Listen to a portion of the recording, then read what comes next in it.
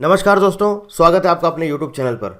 Department of atomic energy Bharat सरकार का एक ऑर्गेनाइजेशन है, निदेशालय है। इस डिपार्टमेंट में आपका टेक्निकल ऑफिसर, साइंटिफिक असिस्टेंट और टेक्नीशियन का रिक्रूटमेंट का नोटिफिकेशन रिलीज़ किया गया है। अलग अलग डिपार्टमेंट में वैकेंसीज़ हैं, जैसे कि सिविल है, मैकेनिकल है, इलेक्ट्रिकल है। इसके अलावा टेक्नीशियन में आपका प्लम्बिंग है, फिटर है, एयर कंडीशनिंग है, मैकेनिकल है। ये सारी चीज़ें अलग अलग डिपार्टमेंट में उसमें वैकेंसीज़ आई हैं। टोटल 33 वैकेंसीज़ हैं। और टेक्निकल ऑफिसर का जो आपका बेसिक पे है सैलरी का, वो है 56,100। साइंटिफिक असिस्टेंट का है 35,400 और टेक्नीशियन का है 21,700। ब्रेकअप जो होता है सैलरी का, मतलब इन हैंड सैलरी कितना मिलेगा, ये पूरा का पूरा आपको लिंक डिस्क्रिप्शन में दिया गया है। आप वहाँ पर जाकर चेक कर सकते हैं कि इन हैंड सैलरी कितना मिलेगा। इसके साथ साथ जो भी इंपॉर्टेंट चीज़ें हैं, जैसे कि आपका सिलेक्शन प्रोसेस क्या होगा, एग्जामिनेशन पैटर्न क्या होगा, ये सारी चीज़ें हम इस वीडियो में डिस्कस करेंगे। सबसे पहले देख लेते हैं इंपॉर्टेंट डेट्स। देखिए, आपका जो नोटिफिकेशन आया है ये आज ही आया है, और इसके साथ साथ इसमें आपका ऑनलाइन फॉर्म नहीं फिल करना है, ये आपका ऑफलाइन फॉर्म है। तो जो ऑफलाइन फॉर्म है, एप्लीकेशन फॉर्म, इसका जो फॉर्मेट है ये आपको नोटिफिकेशन के साथ दिया गया है। नोटिफिकेशन में आप नीचे आएंगे, चेक करेंगे तो वहाँ पर पूरा एप्लीकेशन फॉर्म मिल जाएगा आपको। वो पूरा भर के एक एड्रेस दिया गया है, वहाँ पर आपको भेजना है। इसके अलावा अगर आप चाहते हैं इसका फॉर्मेट क्या है, उसका पीडीएफ या फिर नोटिफिकेशन का पीडीएफ, तो लिंक आपको डिस्क्रिप्शन में दिया गया है। आप वहाँ से लिंक से पीडीएफ डाउनलोड कर सकते हैं। तो लास्ट डेट है इसकी 29 अप्रैल 2022।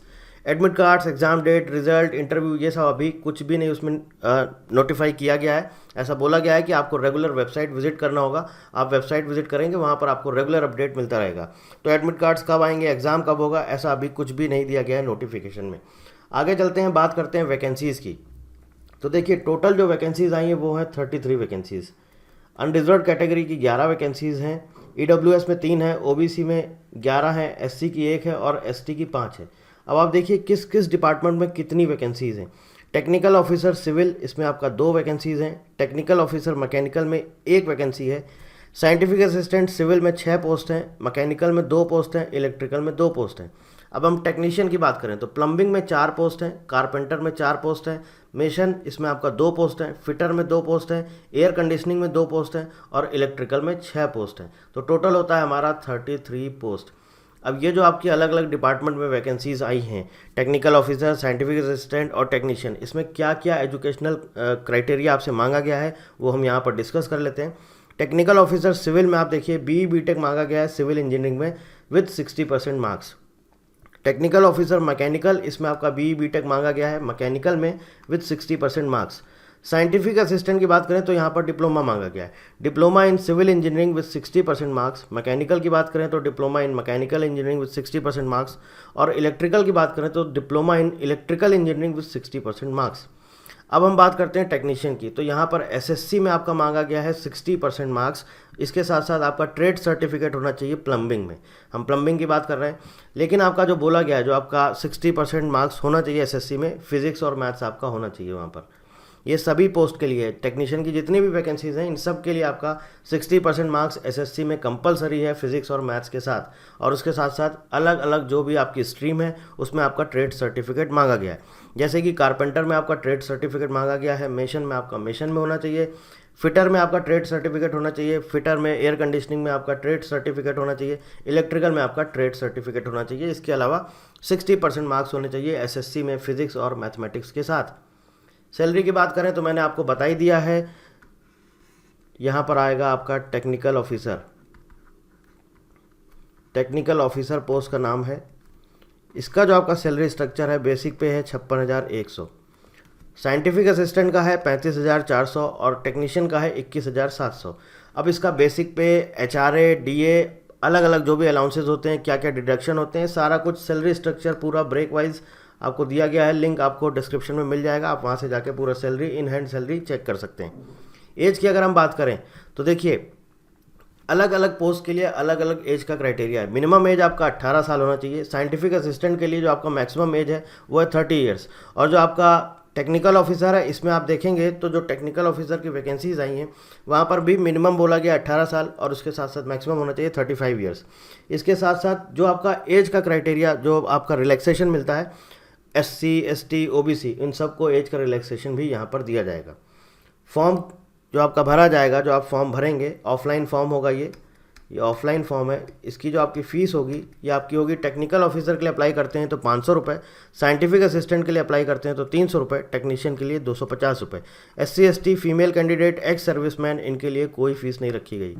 अब मान लीजिए सपोज़ अगर आप किसी 2 पोस्ट के लिए एलिजिबल होते हैं, जैसे कि आपने डिप्लोमा भी किया हुआ है और आपने इंजीनियरिंग भी किया हुआ है, तो आपने मान लीजिए सिविल में किया हुआ है डिप्लोमा भी, साथ में इंजीनियरिंग भी, तो आप साइंटिफिक असिस्टेंट के लिए भी एलिजिबल हैं और टेक्निकल ऑफिसर के लिए भी एलिजिबल हैं। लेकिन आपको 2 अलग अलग फॉर्म भरने होंगे और 2 अलग अलग फीस भरनी होगी।